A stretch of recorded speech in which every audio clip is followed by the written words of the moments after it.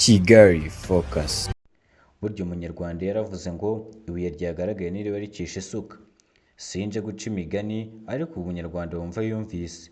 Reka twigire muri Repubulika Iharanira Demokarasi ya Kongo, aho ibimenyetso byavumbuwe byagaragaje ko Repubulika Iharanira Demokarasi ya Kongo yari ifite umugambi wo gukubita inshuro umutwe wa M23, ubundi ingabo z'iki gihugu zifatanyije na SADC, Abarundi, Wazalendo, FDL ndetse n'abacancuro bari guhita bakomereza urugendo rwabo mu Rwanda, yewe bumva izo zaba ari uguhita bahindura Kigali amatongo.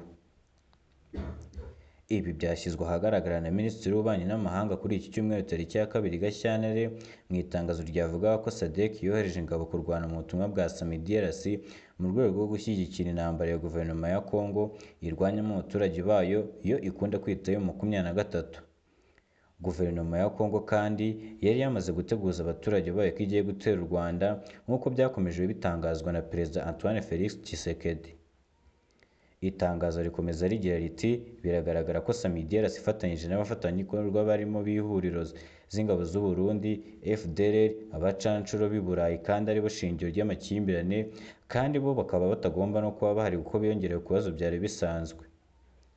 Itangazo rikomeza rigira riti SAMIDRC yatumiwe na guverinoma ya DRC nta gaciro ifite kubera ko bahari kugira ngo barwanye abenegihugu b'icyo gihugu kandi bazana intambara mu Rwanda nk'uko iri tangazo ribivuga.